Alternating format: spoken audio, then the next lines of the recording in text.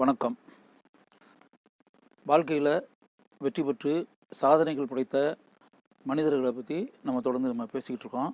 இப்போ உங்களுக்கு நான் சொல்ல போகிறது உலக புகழ்பெற்ற மனிதரான ஓஷோ. அவரை பற்றி நான் சொல்ல போகிறேன். ஓஷோ அப்படின்னு சொல்லி அந்த பேரை கேட்கும்போதே உங்களுக்கு அப்படியே உடம்புல வந்து அப்படியே அப்படியே புல்லரிச்சிருது அப்படின்றாங்களே, மயிர் கூச்சரிதல் அப்படின்றாங்களே, அப்படி ஒரு உணர்வு உங்களுக்கு வந்து அப்படியே உண்டாயிரும் அந்த பேரை கேட்கும்போதே. காரணம், இந்தியாவினுடைய மிகப்பெரிய மேதை, ஆன்மீக மனிதர், ஸ்பிரிச்சுவல் பர்சனாலிட்டி, மிகப்பெரிய அறிவாளி. ஓஷோ அளவுக்கு இந்தியாவில் என்னை பொறுத்தவரை தனிப்பட்ட முறையில் என்னுடைய கருத்து, அந்த அளவுக்கு இந்தியாவில் வந்து அறிவாளி வேறு யாரும் இல்லை அப்படின்றதான் என்னுடைய எண்ணம். ஓஷோ தான் அறிவாளிகளுடைய நம்பர் 1 இந்தியாவில் இருக்கிறது. இப்போ இருந்ததுலேயே அதை இப்போ எப்படி மகாத்மா காந்தி வந்து நம்ம அஹிம்சை அப்படின்ற ஒரு கோட்பாடு ஒரு வந்து உலகத்துக்கு நம்ம வந்து அஹிம்சைன்ற ஒரு விஷயம் இருக்கு இல்லையா, அதை காந்தி எப்படி கொடுத்தாரோ அதை மாதிரி ஓஷோனுடைய தாட்ஸ் அப்படின்றல எண்ணங்கள், அவருடைய சிந்தனைகள் இதெல்லாம் இருக்கு இல்லையா, அது வந்து ஓஷோ உலகத்துக்கு கொடுத்துருக்காரு. நம்ம இந்தியாவுக்கு மட்டும் இல்லை, உலகத்திற்கே பிரபஞ்சத்திற்கே ஓஷோ கொடுத்துருக்காரு.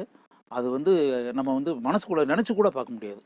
அது எத்தனை பேர் புரிஞ்சிருப்பாங்க, ஓஷோவை பற்றி எத்தனை பேர் தெரிஞ்சிருக்கிறாங்க, ஓஷோ எவ்வளோ பெரிய ஆள், எவ்வளோ பெரிய மேதை, எப்படிப்பட்ட மிகப்பெரிய நினச்சி பார்க்க முடியாத ஒரு இன்டெலிஜென்ட் ஃபிகர் அப்படின்றதெல்லாம் எத்தனை பேருக்கு தெரியும் அப்படின்றது வேறு விஷயம். ஆனால் கட்டாயம் தெரியணும். தெரியாமல் இருக்கிறதுன்றது தப்பு. ஏன்னா இந்தியாவோட ஒரு மிகப்பெரிய மேதையை பற்றி நம்ம எப்படி தெரியாமல் இருக்கிறது?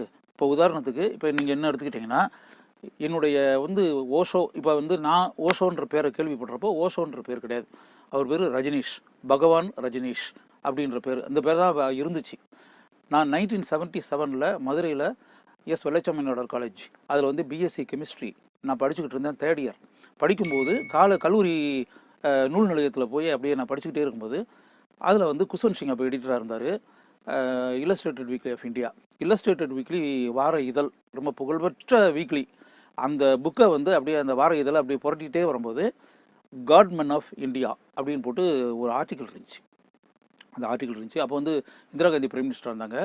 அந்த ஆர்டிக்கிளை நான் படித்தேன். காட்மென், இந்தியாவினுடைய காட்மென், அதாவது தான் கடவுள் அப்படின்னு சொல்லிக்கிட்டு இருக்கவங்க, இல்லாட்டி கடவுள் தன்மை இருக்கக்கூடிய மனிதர்கள் அப்படின்னு சொல்லிக்கிட்டு இருக்கவங்க, இல்லாட்டி மற்றவங்க சொல்கிறது. இந்த பேட்டர்னில் ஒரு 4 பக்கம் 5 பக்கம் ஒரு ஆர்டிக்கிள் வந்துருந்துச்சு. அதில் வந்து ஒரு 4-5 ஆட்களை பற்றி அதில் எழுதியிருந்தாங்க இங்கிலீஷில். அதில் வந்து ரஜினிஷ், இந்த ஓஷோ இப்போ நம்ம சொல்கிறோம் இல்லையா, இந்த ரஜினிஷ், தீரேந்திர பிரம்மச்சாரின்னு ஒருத்தர், சாய்பாபா, இந்த மாதிரி ஆட்கள் ஒரு 4-5 பேரை பற்றி ஆர்டிக்கிள் வந்துருச்சு. அந்த ஆர்டிக்கிளை நான் உட்காந்து கல்லூரி நூல் நிலையத்தில் படித்தேன். அப்போ இந்த ரஜினிஷ்ன்ற பேர் என் மனசுக்குள்ளே ஆழமாக பதிஞ்சிருச்சு. அதுக்கு பிறகு மதுரையிலேயே ஒரு book, perennial path the art of living அப்படின்னு சொல்லிட்டு இங்கிலீஷில் ஒரு புக்கு. அந்த புக்கு வந்து ரிட்டன் பை பகவான் ரஜினிஷ்னு போட்டுருந்துச்சு. அந்த புக்கை நான் படித்தேன். இப்போ ஓஷோ வந்து இப்போ இவ்வளோ பாப்புலராக இருக்கார்ல, அப்போ இவ்வளோ பாப்புலர் கிடையாது. அதாவது அவரே அந்த ஸ்பிரிச்சுவல் லைனில் வந்து அப்போ தான் காலடி எடுத்து அப்படியே கொஞ்சம் தூரம் 10% ட்ராவல் பண்ணியிருக்காரு. ஏன்னா அவர் பேர் ஓஷோன்ற பேரே இல்லாத காலகட்டம்னு சொல்கிறேன்ல, ரஜினிஷ்ன்ற பேரில் தான் அப்போ தான் அவருடைய கேரியர் வந்து ஸ்டார்ட் ஆகுது. ஸ்பிரிச்சுவல் பயணம் வந்து ஸ்டார்ட் ஆகுற நேரம். மொத்தமே வந்து இப்போ இருக்கிறது மாதிரி புத்தகங்கள்லாம் நிறையா அப்போ வந்து தமிழில் டிரான்ஸ்லேட் ஆகி இப்போ நிறைய இருக்குல்ல, இது மாதிரிலாம் இல்லாத ஒரு காலம். இங்கிலீஷில் அந்த புக்கை படித்தேன். அந்த புக்கை படித்த உடனே எனக்கு அப்படியே இதுக்கு முன்னாடி அந்த பேட்டர்ன் புக்கு நான் படித்ததே இல்லை.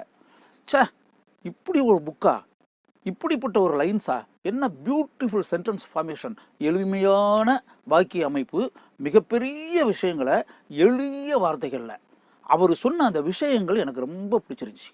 அந்த டோட்டல் புக்கே படித்த உடனே நான் வந்து கிட்டத்தட்ட ரஜினிஷனுடைய ரசிகன் ஆகிட்டேன். அந்த புக்கை படித்த உடனே ரஜினிஷனுடைய ரசிகனாகி இதுக்கு முன்னாடி இந்த அளவுக்கு ஒரு இன்டெலிஜென்ட்டான ஒரு ஆளுடைய புத்தகம் நம்ம படித்தது இல்லையே அப்படின்னு வரும்போது அவர் மேலே பெரிய மரியாதை, மதிப்பு எனக்கு உண்டாச்சு. அது எனக்கு ரொம்ப பிடிச்சிருந்த விஷயம் என்னென்னா, அப்போவே அதாவது உலகத்தில் வந்து பொதுவாக நம்ம ஆன்மீக மனிதர்கள் அப்படின்னு இருக்கக்கூடியவங்க எல்லாருமே வந்து இந்த உலகம் வந்து மாயைன்னுவாங்க. இந்த உலகம் மாயை, இது ஒரு மாயையான உலகம். இதுக்கு பிறகு வந்து இறந்து போன பிறகு, அதாவது கிறிஸ்தவ மதமாக இருந்தாலும் சரி, இந்து மதமாக இருந்தாலும், எந்த மதமாக இருந்தாலும், இறந்து போன பிறகு அப்படியே சொர்க்கம்னு சொல்லி ஒன்று இருக்கும், கடவுள்கிட்ட நம்ம போகலாம், அதுதான் ஒரு பேரின்ப வாழ்க்கை. இந்த உலகம்ன்றது மாயை. இதில் வந்து பல துயரங்கள் துன்பங்கள் அது இதெல்லாம் இருக்கலாம். போன பிறவியில் நம்ம செஞ்ச பாவத்தினால, இல்லாட்டி நம்ம மூதாதையர்கள் செஞ்ச பாவத்தினால, போன பிறவியில் நம்ம செஞ்ச பல அட்டூழியங்கள்னால, அட்ராசிட்டிஸ்னால, பாவ செயல்களால் நமக்கு வந்து இப்படி கிடைச்சிருக்கு. பாவங்கள் புண்ணியம் அது இதுன்னு சொல்லிட்டு இந்த மாதிரி மேட்டர்கள் இப்படி தான் எல்லாருமே பேசிக்கிட்டு இருந்தது. ஓஷோ தான், அதாவது ரஜினிஷ், இப்போ ஓஷோன்னு சொல்லக்கூடிய ரஜினிஷ் தான் இந்த பேட்டன் லைன் இருக்கு இல்லையா, அதில் இல்லை. அவர் வந்து இதுலேருந்து அப்படியே 10% அப்படியே இதுலேருந்து மாறினார். மாறி அவர் என்ன சொன்னாரா, this is a beautiful world. இவங்க எல்லாருமே இந்த உலகம் மாயைன்னு சொல்லிக்கிட்டு இருந்தாங்க.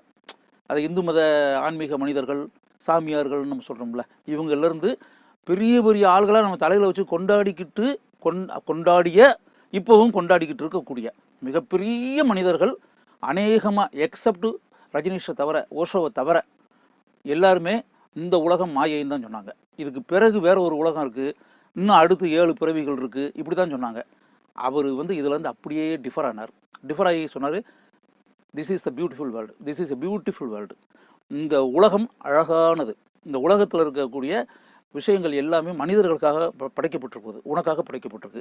இந்த விஷயங்கள் எதையுமே நீ அவாய்ட் பண்ணாத. எல்லாமே நீ மகிழ்ச்சியாக இருக்கணும், நீ சந்தோஷமாக இருக்கணும், நீ குதூகலமாக இருக்கணும், இந்த உலக வாழ்க்கையை நம்ம ஹாப்பியாக ஆக்கிக்கிறணும் அப்படின்றதுக்காக இயற்கையோ கடவுளோ எது வேணாலும் படைக்கப்பட்டது.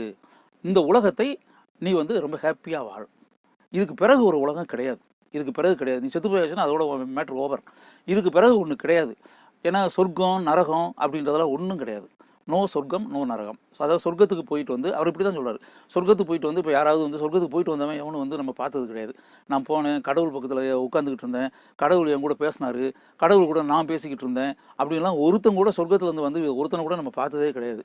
அதேமாரி நரகம் அப்படின்றதுக்காக வந்து அப்படியே வந்து எண்ணெய் கொப்பரையில் போட்டு காய்ச்சி, அந்த எண்ணெய் கொப்பரையில் போய் காய்ச்சி துடிச்சிட்டு வந்து எவனும் வந்து திரும்பி வந்து அப்படிலாம் நம்ம யாரையும் பார்த்தது கிடையாது. அதனால் அந்த சொர்க்கம் நரகன்றதே மனித கற்பனைகள். சொர்க்கம்ன்றதும் ஒன்றும் கிடையாது, நரகம்ன்றதும் ஒன்றும் கிடையாது. அப்படிப்பட்ட மேட்ரே இல்லை. இந்த லைஃப் மட்டும்தான் முக்கியம். அந்த செத்து போயாச்சுன்னா அதோடைய மேட்ரு அதோட முடிஞ்சு போச்சு. 7 பிறவியெல்லாம் ஒரு பிறவியும் கிடையாது, ஒரே பிறவி தான். இது ஓஷோ மட்டும்தான், ரஜினிஷ் மட்டும்தான் சொன்னது, வேறு யாருமே கிடையாது, நோபடி.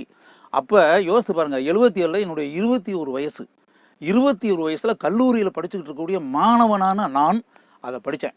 அதை படிக்கும்போது என் மனசுக்குள்ளே ரஜினிஷ் ஆழமாக, ஓஷோ வந்து ஆழமாக என் மனசுக்குள்ளே வந்து நுழைஞ்சிட்டாரு.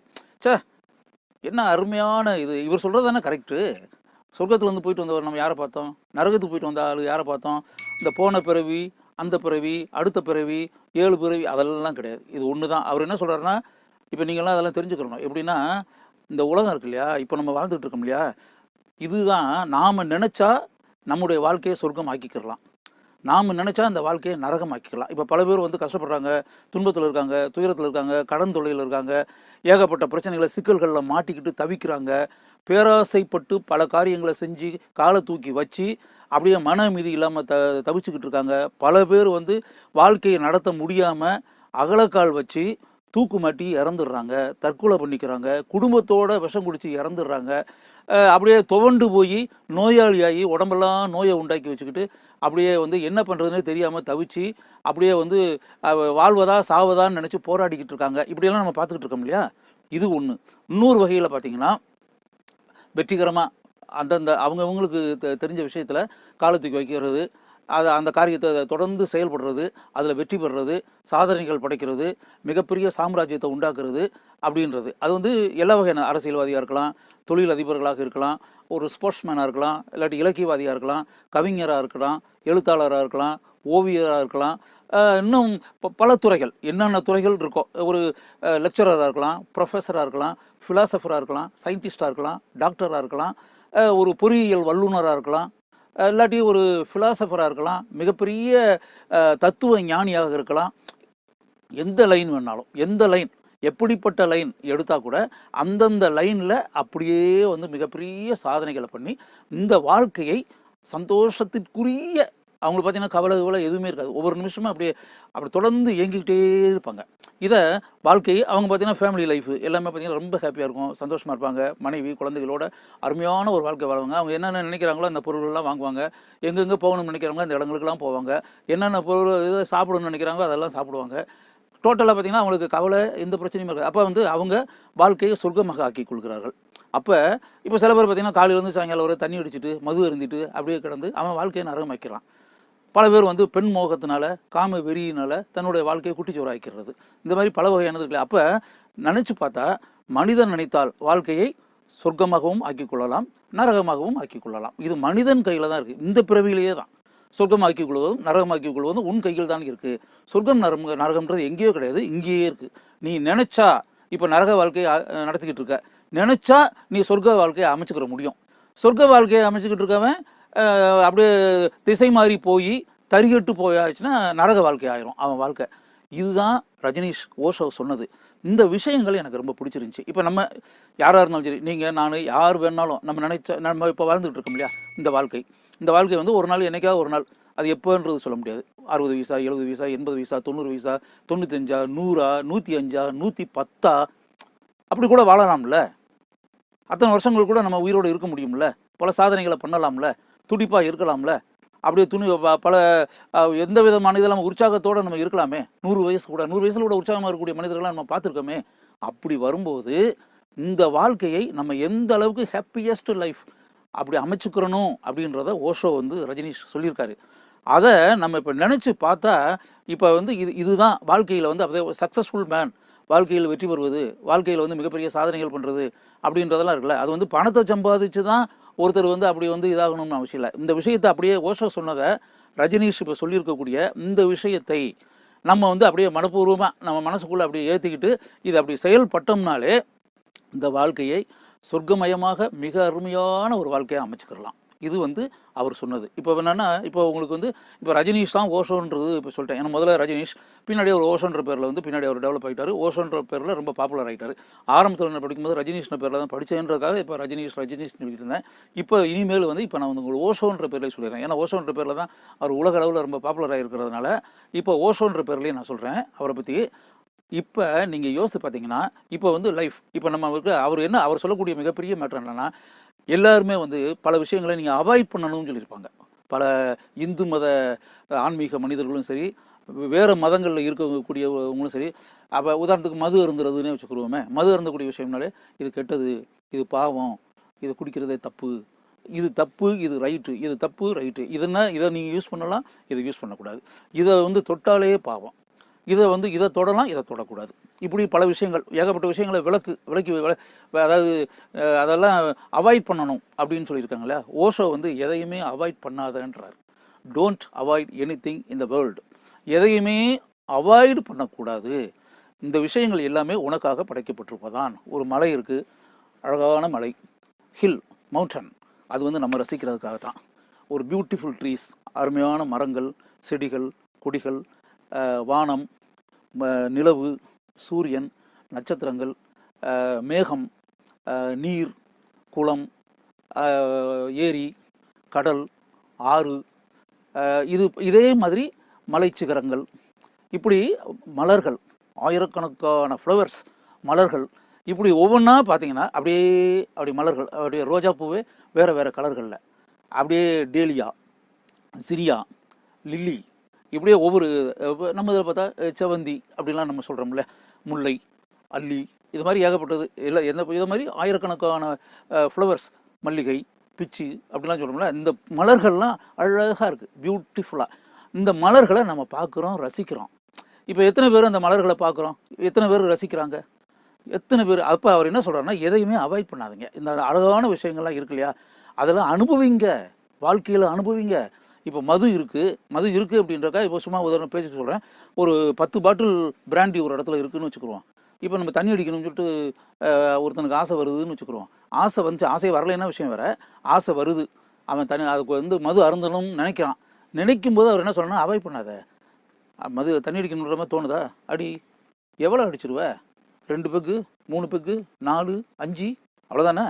அதுக்கு பிறகு வந்து பாட்டில் இருக்கும், நீ வந்து அதை தொடக்கூட மாட்ட, ஏன்னா உன்னுடைய ஆசை முடிஞ்சு போச்சு, அவ்வளோதான். அதேமாதிரி ஒரு பெண்ணை வந்து பயன்படுத்தணும் அப்படின்ற மாதிரி உன் மனசுக்குள்ளே தோணுதா, அப்படிப்பட்ட உரிய வாய்ப்பு கிடைக்கலைன்னா விஷயம் வேறு. வாய்ப்பு கிடைச்சிச்சுன்னா, அப்படி ஒரு சந்தர்ப்ப சூழ்நிலை அமைஞ்சிச்சுன்னா அதை வந்து யூஸ் ஹர், அதில் என்ன தப்பு? வாய்ப்பு கிடைச்சதுன்னா டோன்ட் அவாய்டு. ஏன்னா இப்போ அவர் என்ன சொல்கிறாருன்னா, அவாய்டு பண்ணால் அந்த அவாய்ட் பண்ணுறோம் இல்லையா, அவங்க 24 ஹவர்ஸ் அதை பற்றி தான் நினச்சிக்கிட்டே இருப்பாங்க. இப்போ உதாரணத்துக்கு இப்போ பல நேரங்களில் வந்து இப்போ இந்த காஞ்சிபுரத்தில் கூட கோயிலில் வந்து அந்த அர்ச்சகராக இருக்கிறது ஒரு பெண்ணுக்கிட்ட தப்பாக நடந்தார் அப்படின்றதெல்லாம் வீடியோலாம் வந்து அப்படி பேப்பர் புக்கிலலாம் வந்துச்சு இல்லையா. அது காரணம் என்ன? அதாவது என்னென்னா, பெண் அப்படின்னாலே அது வந்து பக்கத்தில் நெருங்குறதோ தொடுறதோ பாவம் அப்படின்னு நினைக்கிறதுனால அந்த தொடுறது பாவம், பேசுறது பாவம், பழகுறது பாவம் இப்படின்னு மனசுக்குள்ளே நினச்சி 24 மணி நேரமும் that man is thinking about that ladies. அதான் ஓஷோ சொல்கிறது. நீ எதை வந்து சப்ரஸ் பண்ணணும்னு நினைக்கிறியோ, எதை வேண்டாம்னு நினைக்கிறியோ, எதை வந்து அழுத்தி அவாய்ட் பண்ணணும்னு நினைக்கிறியோ, ஆனால் அதை பற்றி தான் எப்போவுமே நினச்சிக்கிட்டே இருக்க. தண்ணி அடித்தாச்சுன்னா முடிஞ்சு போச்சு மேட்ரு. ஆனால் தண்ணி அடிக்காமல் அந்த இது அடிக்கணும் தப்பு, இது குடித்தா தப்போ அப்படின்ற மாதிரி நினச்சிக்கிட்டு இருந்தேன்னா 24 மணி நேரமும் நீங்கள் வந்து பிராண்டியோ, விஸ்கியோ, ரம்மையோ, ஏதோ ஜின்னையோ, ஓட்காவையோ ஏதோ தான் நினச்சிக்கிட்டு இருப்பேன். அதே மாதிரி தான் பெண்களையும். அதை மாதிரி டோன்ட் சப்ரஸ் எனி திங். இப்போ உதாரணத்துக்கு அவர் என்ன சொல்கிறாங்க, இப்போ ஸ்ப்ரிங் இருக்குல்ல, அந்த ஸ்ப்ரிங்கை வந்து அப்படி இருக்குது அப்படின்னா ஸ்ப்ரிங்கை அமுக்கணுன்னே எந்த அளவுக்கு அமுக்குறோமோ அந்த ஸ்பீடில் ஸ்ப்ரிங் அந்த ஸ்ப்ரிங் எந்திரிச்சு அப்படியே துள்ளும். இதை மாதிரி தான் don't suppress anything, don't avoid anything, allow everything அப்படின்றதான். இது வந்து பாவம் புண்ணியம், கெட்டது நல்லது கெட்டது நல்லதுன்றதெல்லாம் அப்படிலாம் வாழ்க்கையில் அப்படிலாம் ஒன்றும் இல்லை அப்படின்றதான் ஓஷோனுடைய இது. இப்போ இதெல்லாம் நம்ம பார்க்கும்போது இப்போ லைஃப்பில் வந்து அப்படியே நீங்கள் நினச்சி பாருங்கள், உலகத்தில் இருக்கக்கூடிய எல்லா விஷயங்களுமே நமக்காக படைக்கப்பட்டிருப்பது, நமக்காக இருப்பது, மனித வாழ்க்கை சந்தோஷமாக இருப்பதற்கு, ஆணோ பெண்ணோ மகிழ்ச்சியாக இருப்பதற்கு, இதெல்லாம் மகிழ்ச்சியாக இருப்பதற்கு தான் நம்மளை சுற்றி இதெல்லாம் இயற்கை படைச்சிருக்கு. இப்போ உதாரணத்துக்கு பார்த்தா, இப்போ சில பேர்லாம் நம்ம வந்து இப்போ காஷ்மீர் போவாங்க, சிம்லாவுக்கு போவாங்க, ஊட்டிக்கு போவாங்க, கொடைக்கானலுக்கு போவாங்க. அங்கே போய் இப்போ ஒரு பிஸ்னஸ் மேன் வச்சுக்கிறோம், அந்த பிஸ்னஸ் மேன் அங்கே போவார், ஊட்டி கொடைக்கானல் போவார். அப்படியே போய் பொட்டானிக்கல் கார்டனில் போய் உட்காந்துக்கிட்டு அப்படியே ஒரு லேப்டாப்போ என்னத்தையோ ஒன்று வச்சுக்கிட்டு அப்படியே அதை பார்த்துக்கிட்டு, இவர் ஆஃபீஸ் மேட்ரு சென்னையில் ஆஃபீஸ் இருக்குன்னு வச்சுக்கிறோம், இந்த சென்னை ஆஃபீஸ் மேட்ரு அதில் அப்படியே பார்த்துக்கிட்டு இருப்பார். நம்ம ஆஃபீஸில் வந்து இன்றைக்கி வேலையெல்லாம் எப்படி நடந்திருக்கும், அந்த சரக்குகள்லாம் வந்து அப்படியே அனுப்பியிருப்பாங்களா, இல்லாட்டி அங்கேருந்து வர வேண்டிய பணம்லாம் இங்கே வந்திருக்குமா, நம்ம மேனேஜர்கிட்ட வந்து ஃபோன் பண்ணி என்னாச்சு அந்த ரூபாலாம் வந்துச்சா, இப்படி இவர் ஃபுல்லாகவே வந்து இவர் உட்காந்துருக்கிறது வந்து பொட்டானிக்கல் கார்டன் ஊட்டி. ஆனால் இவர் வந்து ஃபுல்லாகவே இவர் வேலை பார்த்துக்கிட்டு இருக்கிறது ஃபுல்லாக சென்னை மெட்ரோ, பாம்பேக்கு வந்து இவர் பிஸ்னஸ் டிரான்சாக்ஷனோ, கல்கத்தாவுக்கு பிஸ்னஸ் டிரான்சாக்ஷனோ, பெங்களூருக்கு வந்து இவருடைய வர்த்தக தொடர்புகளோ, இந்த மேட்ருகளை போட்டு 1 மணி நேரம் 2 மணி நேரம் போட்டு கேட்டுக்கிட்டு கிடக்கிறது. அது பிறகு இது டைம் முடிஞ்சு போயிடும் சரின்னு சொல்லிட்டு அந்த லேப்டாப்பை ஆஃப் பண்ணிவிட்டு பேசாமல் எந்திரிச்சு வரும். இப்போ என்ன மேட்டர்னா, இவர் ஊட்டியில் எங்கே இருக்கார், ஊட்டியில் சும்மா போய் அந்த இடத்துல ஒரு சிமெண்ட் பெஞ்சில் போய் ஆள் உட்காந்துக்கிட்டு கிடக்கிறாரே தவிர ஹீஸ் இன் சென்னை. இதுதான் வந்து ஓஷோ சொல்கிறது. அதாவது ஃபிசிக்கலி வந்து நீ வந்து அங்கே உட்காந்துக்கிட்டு இருக்கே தவிர சிம்லாலேயோ, காஷ்மீர்லேயோ, கொடைக்கானல்லையோ, ஊட்டிலையோ, ஏற்காட்லையோ, மூணார்லையோ இருக்கிறே தவிர your mind is in some other place, in your place Chennai. அதனால் வந்து நீ உடல் ரீதியாக அங்கே இருந்தால் கூட you are in Chennai, you are not in Ooty, you are not in Kodaikanal, you are not in Munnar, you are not in Kashmir, you are not in Shimla அப்படின்னு சொல்லி சொல்கிறார். அதனால் எந்த இடத்துக்கு நம்ம போகிறோமோ அந்த இடத்துல தான் நம்ம இருக்கணும். அங்கே இருந்து அலைவாயே கூடாது, வேறு எதையோ நினச்சிக்கிட்டு இருக்கக்கூடாது. உதாரணத்துக்கு அவர் என்ன சொல்கிறாரு, இப்போ உதாரணத்துக்கு நீ வந்து மெடிடேஷன் அப்படின்றதெல்லாம் சொல்கிறோம்ல, மெடிடேஷன் அப்படின்னோடனே அப்படியே சப்பனம் போட்டு காலையில் உட்காந்து அப்படியே மனசை ஒருநிலைப்படுத்தி அப்படியே ஒரு ஜட்டியை போட்டு உட்காந்துக்கிட்டு, இல்லாட்டி அரக்கால் ட்ரௌசரை போட்டு உட்காந்து சூரியனை பார்த்துக்கிட்டு அப்படின்றதெல்லாம் சொல்கிறாங்கல்ல, இவர் அதெல்லாம் வேண்டான்றார் ஓஷோ. அதாவது நீங்கள் பார்த்தீங்கன்னா நான் சொல்லக்கூடிய விஷயங்கள்லாம் பார்த்தீங்கன்னா ரொம்ப 100% நம்ம யூஸ்வலாக நம்ம லைஃப்பில் வந்து எல்லோரும் என்ன பண்ணிக்கிட்டு இருக்காங்களோ அதுலேருந்து 100% அப்படியே விலகும் ஓஷோனுடைய. ஆனால் ஓஷோ மேட்ரு தான் A1, ஓஷோ மேட்ரு தான் தி பெஸ்ட்டு, அவர் சொல்கிறது தான் கரெக்டு, அதான் உண்மை. என்னென்னா மெடிடேஷன் அப்படிங்கும்போது மெடிடேஷன்றதெல்லாம் அப்படி ஒன்றும் கிடையாது, அப்படிலாம் தேவை கிடையாது. அப்படியே ஜட்டியை போட்டுக்கிட்டு அப்படியே பேர்பாடியோடு உட்காந்துக்கிட்டு அப்படியே கண்ணை மூடிக்கிட்டு தியானம் பண்ணிக்கிட்டு அதெல்லாம் ஒன்றும் தேவையில்லை. தட் இஸ் நாட் மெடிடேஷன், அது மெடிடேஷனே கிடையாது. மெடிடேஷன் அப்படின்றது என்னன்னா 100% ஆப்ஜெக்ட் சப்ஜெக்ட் ரெண்டுமே அப்படியே கரைஞ்சிடுறது. அது தனித்தனியாக சப்ஜெக்ட் தனியாகவும் ஆப்ஜெக்ட் தனியாகவும் இல்லாமல். இப்போ உதாரணத்துக்கு அப்படின்னா அவர் என்ன சொல்கிறாருன்னா இப்படி சொல்கிறாரு, அதாவது இப்போ நம்ம வந்து இப்போ சாப்பிட்றோம் இல்லையா, உணவு உண்றோம், அப்படியே சாம்பார், ரசம், மோர் அப்படியே இதெல்லாம் சாப்பிட்றோம் இல்லையா, கூட்டு இதெல்லாம் வச்சு அந்த சாப்பிடும்போது 100% 10% கான்சன்ட்ரேஷன் ஒன்லி இன் ஈட்டிங். சாப்பிட்றதுல மட்டும்தான் கவனம் இருக்கணும், வேறு கவனமே இருக்கக்கூடாது. இப்போ சாப்பிட்டுக்கிட்டு இருக்கும்போது ஆஃபீஸ் மேட்டர் நினச்சிக்கிட்டு இருக்கக்கூடாது. என்ன இருக்கும், அந்த இதெல்லாம் வந்து கம்ப்ளீட்டாக வந்திருக்குமா, பணம் வந்திருக்குமா, பணம் அதுக்கு என்ன பண்ணுவோம், இப்போ ஏதாவது செய்யணுமே அப்படின்றதோ, இல்லாட்டி வேறு ஏதாவது விஷயங்களை நினச்சிக்கிட்டோ, இப்படி நினச்சா நம்ம கை வந்து சாப்பாடை வந்து வாயில் வச்சுக்கிட்டு இருக்குமே தவிர நம்ம கவனம் வேறு எங்கேயோ இருக்கும். நம்ம கவனம் இங்கே கிடையாது. அதே மாதிரி தான் ஒவ்வொரு விஷயங்களும். இப்போ ஓவியம் வரைகிறோம். ஓவியம் வரைகிறப்போ ஒரு ஓவியம் வரைகிறப்போ 100% அப்படியே கான்சன்ட்ரேஷன் அந்த ஓவியம் வரைகிறதுலையே தான் இருக்கணும். அதேமாதிரி நம்ம புக்கு படிக்கிறோம், ஒரு இலக்கியம். இப்போ வைக்கம் முகமது பஷீரோ, தகழி சிவசங்கர் பிள்ளையோ, எஸ்கே பொற்றைக்காட்டோ, எம்டி வாசுதேவன் நாயரோ, டிஎஸ் எலியட்டோ, ஆஸ்கர் வெயில்டோ, ராபர்ட் ஃப்ராஸ்டோ, வால்ட் விட்மனோ, அப்படி எமிலி டிக்கின்சனோ, அப்படி ரவீந்திரநாத் டாகூரோ, பிரேம்சந்தோ, சரச்சந்திர சட்டர்ஜியோ அப்படி படித்து அப்படி வரும்போது ஜெயகாந்தனோ இப்படியெல்லாம் படிக்கும்போது 100% நம்ம கான்சன்ட்ரேஷன் ஃபுல்லாக அந்த ரைட்டிங்ஸில் தான் இருக்கணும். அந்த கதையிலையோ கவிதையிலையோ இப்படி தான் இருக்கணும் 100%. அப்படியே அந்த ரைட்டிங் கூட நம்மளை அப்படியே சிவாஜி கணேசன் வந்து படங்கள் நடிக்கும்போது கதாபாத்திரத்தோடு அப்படியே ஒன்றிடுவார் இல்லையா, 100% அப்படியே டெடிக்கேஷன் அப்படி ஒன்றாகி அப்படியே கரைஞ்சி போயிடணும். அதை படிப்பவன் வந்து படிக்கப்படும் பொருளோட அப்படியே மெர்ஜாயிடணும், கரைஞ்சிடணும். அப்படி அதுதான் தட் இஸ் மெடிடேஷன். அப்போ சப்ஜெக்ட் ஆப்ஜெக்ட் ரெண்டும் கரைஞ்சிறப்போ தட் இஸ் மெடிடேஷன். அதுதான் மெடிடேஷன். இப்போ உதாரணத்துக்கு ஒன்று சொல்லுவாங்க. இப்போ உதாரணத்துக்கு பார்த்தீங்கன்னா, இப்போ பகவத்கீதையில் கூட அவர் சொல்லுவார், ஓஷோ சொல்லுவார். பகவத்கீதையில் வந்து கர்மத்தை செய் பலனை எதிர்பாராதே அப்படின்னு சொல்லி கிருஷ்ணன் வந்து அர்ஜுனன்ட்ட சொல்கிறாரு அப்படின்னு. கர்மத்தை செய் பலனை எதிர்பாராதே அப்படின்னு சொல்லிட்டு. இப்போ ரஜினிகாந்த் கூட அவர் வந்து அவருடைய கல்யாண மண்டபத்தில், ராகவேந்திர கல்யாண மண்டபத்தில் அவருக்கு கொஞ்சம் கரெக்டாக இதை புரிஞ்சுக்கிறல, புரியாமல் பகவத்கீதையினுடைய மேட்டரே அது நிறைய பேருக்கு அந்த இது உண்டு. கர்மத்தை செய் பலனை எதிர்பாராதே அப்படின்னா அது என்ன அர்த்தம்? கர்மத்தை பலனை எதிர்பார்க்காம ஒரு கர்மத்தை யாராவது செய்வாங்களா? ஒரு காரியம் செய்கிறப்போ அதுக்கு என்ன கிடைக்கும்னா தானே கரெக்டு. அது வந்து என்ன பலனையே எதிர்பார்க்காமன்னா நம்ம ஏமாத்திர மாட்டாங்களா அப்படின்ற மாதிரி பொதுவாக அநேகமாக 99% பீப்புள் அப்படி தான் நினைப்பாங்க. நான் கூட அப்படி தான் நினச்சேன். என்ன கர்மத்தை செய் பலனை எதிர்பார்க்காதுன்னு பகவத்கீதையில் சொல்லியிருக்காப்புல, எப்படி இது பலனை எதிர்பார்க்காம எப்படி ஒரு காரியத்தை செய்ய முடியும்? நான் நினச்சது மாதிரி தான் ரஜினிகாந்த் நினச்சார். அப்போ ரஜினிகாந்த் பேசும்போது நான் ஆச்சரியப்படலை. ஏன்னா வந்து நம்ம என்ன நினைக்கிறோமோ அது அவரும் நினச்சிக்கிட்டு இருக்காரு. இதே மாதிரி தான் எல்லாருமே நினச்சாங்க. ஓஷோ வந்து பகவத்கீதைக்கு உரை எழுதியிருந்தார். அந்த உரையை படிக்கும்போது அடடா, இதுக்கு முன்னாடி நம்ம வந்து கேள்விப்படாத ஒரு மேட்ரு, தெரியாத ஒரு மேட்ரை ஓஷோ வந்து அருமையான ஆங்கிளில் வந்து இந்த மேட்ரை சொல்லியிருக்காரு அப்படின்னு அதை படிக்கும்போது நினச்சேன்.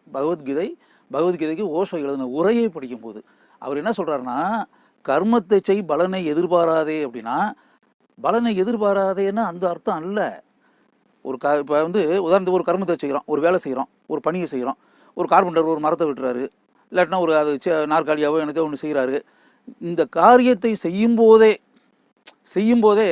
இதுக்கு என்ன கிடைக்கும், இது என்ன ரூபா கிடைக்கும், எவ்வளோ பணம் கொடுப்பாங்க, நம்ம நினைக்கிற ரூபா கிடைக்குமா, அதோட கம்மியாக கொடுத்துருவாங்களா, என்ன கிடைக்கும்னே தெரியலையே, இப்படி நினச்சிக்கிட்டே இந்த காரியத்தை பண்ணால் நம்முடைய கவனம் வந்து நம்ம செய்யக்கூடிய தொழில் இருக்கு இல்லையா அதில் இருக்காது. ஏன்னா அதில் வந்து 60% தான் இந்த கவனம் இருக்குமே தவிர, இந்த 40% வந்து நம்ம கவனம் வேறு எங்கேயோ இருக்கிறதுனால இதுக்கு என்ன கிடைக்கும் அப்படின்ற ரிசல்ட்டை நினச்சிக்கிட்டு இருக்கிறதுனால இந்த அறகுறைன்றம்ல செய்யக்கூடிய வேலை வந்து அறகுறையாயிரும். அது 10% வந்து ஒரு பெர்ஃபெக்ஷன்றாங்கள, முழுமைன்றாங்களே, அந்த முழுமை அதில் இல்லாமல் போயிடும். அதனால வந்து 100% கான்சன்ட்ரேஷனோடு கர்மத்தை செய் பலனை எதிர்பார்க்காமல் கர்மத்தை செய்தால் அந்த செய்யக்கூடிய காரியத்துக்கு என்ன கிடைக்கணுமோ அது ஆட்டோமேட்டிக்காகவே கிடைக்கும். ஏன்னா 10% டெடிக்கேஷன் இல்லையா நம்ம செய்யக்கூடிய வேலையில், அது கிடைச்சுன்னா கர்மத்தை பலனை எதிர்பார்க்காம உன்னுடைய செயலை செய்தால் உனக்கு என்ன கிடைக்கணும்னு இருக்கோ அது கட்டாயம் கிடைக்கும். அதனால இது அப்போ கர்மத்தை பலனை இப்போ ரஜினிகாந்த் கல்யாண மண்டபத்தில் கர்மத்தை பலனை எதிர்பார் அப்படின்னு அவர் எழுதி வச்சிருப்பாரு. இப்போ யோசிச்சு பார்த்தா கிருஷ்ணன் சொன்னது தான், பகவத்கீதையில் கிருஷ்ணன் சொன்னது தான் கரெக்ட். கர்மத்தை பலனை எதிர்பாராதே அப்படின்னு சொன்னது அப்படியே வந்து நம்ம எதிர்பார்க்காம செஞ்சோம்னா, இப்போ மெடிடேஷன் இருக்குல்ல, ஓஷோ இதை தான் சொல்கிறாரு. அதாவது மெடிடேஷன்றது இதுதான். தனியாக போய் சப்பனம் போட்டு காலையில் சூரியனை பார்த்துட்டு உட்கார்றது கிடையாது. அப்படியே வந்து அந்த நம்ம செய்யக்கூடிய காரியத்தில், அதாவது சாப்பிட்றதா இருந்தாலும், மது அருந்துவதாக இருந்தாலும், ஓவியம் தீட்டும்போதாக இருந்தாலும், கதை எழுதினாலும், இல்லாட்டி ஒரு அலுவலகத்தில் கணக்கு வழக்குகளை பார்த்துக்கிட்டு இருந்தாலும், எந்த காரியம் செய்வதாக இருந்தாலும், தூங்குனா கூட, உறங்குனா கூட, தூங்கும்போது நம்ம அப்படியே வேறு ஏதாவது நினச்சிக்கிட்டு இருக்கக்கூடாது. தூங்கணும். ரெஸ்ட் எடுக்கிறோமா, தனியாக உட்காந்துக்கிட்டு அப்படியே ஒரு ஈஸி சேரில் அப்படி இது பண்ணிட்டு ரிலாக்ஸ் பண்ணிட்டு இருக்கோமா, அப்படியே ரிலாக்ஸ் தான் பண்ணணும், வேறு எதுவும் நினைக்கக்கூடாது. இப்படி இருந்தோம்னா தட் இஸ் மெடிடேஷன். அப்படியே வந்து அந்த சப்ஜெக்ட் ஆப்ஜெக்ட் ரெண்டு ஒன்றாகி அப்படியே கரைஞ்சி 100% அப்படியே நம்ம இன்வால்வ் ஆகிட்டோம்னா அதுதான் மெடிடேஷன். தனியாக சப்பனம் போட்டு உட்கார வேண்டிய அவசியம் இல்லை. அது மெடிடேஷன் அல்ல, திஸ் இஸ் மெடிடேஷன். இது ஓஷோ சொன்னது. இந்த மாதிரி ஓஷோனுடைய மேட்டர்களை வந்து இப்படி நிறைய பேசிக்கிட்டே போகலாம், நிறைய சொல்லலாம். ஏன்னா கிட்டத்தட்ட வந்து அவருடைய புத்தகங்கள் நானே 100 புக்ஸ் படிச்சிருக்கேன், 100 புக்கு படிச்சிருக்கேன். அவர் வந்து 800 புக்ஸ்க்கு மேலே எழுதியிருக்கார். அதனால் அவருக்கு வந்து மிகப்பெரிய கடல்.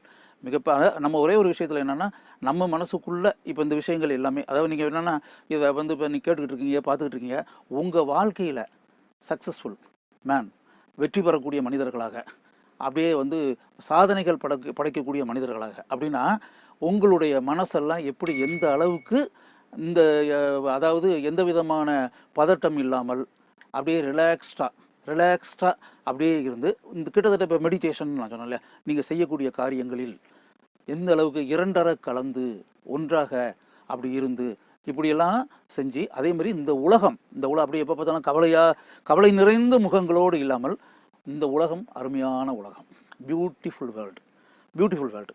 இந்த பியூட்டிஃபுல் வேர்ல்டை வந்து நம்ம வந்து கிட்டத்தட்ட நம்முடைய மகிழ்ச்சிக்கு இது வந்து இருக்கக்கூடிய பொருட்கள் ஃபுல்லாக நம்மளை சுற்றி இருக்குது. இதெல்லாம் எப்படி வந்து நமக்கு சாதகமாக நம்ம வந்து பயன்படுத்தி வாழ்க்கையை வந்து வெற்றிகரமாக சிரித்த முகத்தோட, மலர்ந்த முகத்தோட அப்படியே வெற்றிகரமான பல காரியங்களை செய்து வாழ்க்கையில் வந்து இந்த வாழ்க்கையை சொர்க்கமுகமாக ஆக்கி அது வாழ்க்கையவே சொர்க்கமாக்கிக்கிறது. வாழ்க்கையை நரகமாக்கிக்கிட்டு கிடையாது. வாழ்க்கையினுடைய கஷ்டங்கள் கிடையாது. கஷ்டங்கள் மட்டுமே பதில். கஷ்டங்கள் இருந்தால் கூட அதை அப்படியே நெகட்டிவாக பாசிட்டிவாக மாற்றி ஹாப்பியஸ்ட் லைஃப். ஏன்னா ஒரே லைஃப். இந்த ஓஷோ சொல்லியிருக்காங்க, இந்த வாழ்க்கையை நரகமாக்கிக்கிறதும் சொர்க்கமாக்கிக்கிறதும் உன் கையில் தான் இருக்குது. நீ நினச்சா சொர்க்கமாக்கிடலாம், நீ நினச்சா நரகமாக்கிடலாம். நரகமாக்கிக்கிறணும்னு யாராவது வாழ்க்கையில் நினைப்பாங்களா? யாரும் நினைக்க மாட்டாங்க. வாழ்க்கை வந்து சொர்க்கமாக இருக்கணும், சொர்க்கத்தன்மையோடு இருக்கணும், சந்தோஷங்கள் நிறைந்ததாக இருக்கணும், உற்சாகம் நிறைந்ததாக இருக்கணும், குதூகலம் நிறைந்ததாக இருக்கணும், மலர்ச்சி நிறைந்ததாக இருக்கணும் அப்படின்னு தான் எல்லாருமே ஆசைப்படுவாங்க. அதே மாதிரி நீங்கள் இப்படியெல்லாம் வாழ்க்கையை வந்து நல்ல முறையில் சந்தோஷமாக ஆக்கிக்கிறணும் அப்படின்னா ஓஷோனுடைய பாதையை பின்பற்றுங்கள், ஓஷோனுடைய நூல்களை படியுங்கள், ஓஷோ என்னென்ன சொல்லியிருக்காரோ அதையெல்லாம் கேளுங்கள். அவர் சொல்லியிருக்கிறது எல்லாம் நம்ம நல்ல சந்தோஷமாக இருக்கணும் அப்படின்றக்காக தான். இதெல்லாம் நீங்கள் படித்து ஃபாலோ பண்ணிங்கன்னா நிச்சயமாக வாழ்க்கையில் சந்தோஷமாக இருப்பீர்கள், மிகப்பெரிய சாதனைகளை செய்வீர்கள். மவுண்ட் எவரெஸ்ட் லெவலுக்கு உங்களுடைய மிகப்பெரிய விடாமுயற்சியோட மிகப்பெரிய நினச்சி பார்க்க முடியாத உயரத்துக்கெல்லாம் உங்களால் போக முடியும் அப்படின்றத என்னால் உறுதியாக கூற முடியும். இவ்வளோ நேரம் நான் பேசுனதெல்லாம் நீங்கள் கேட்டீங்க இல்லையா? நீங்கள் செய்ய வேண்டிய காரியங்கள் 2.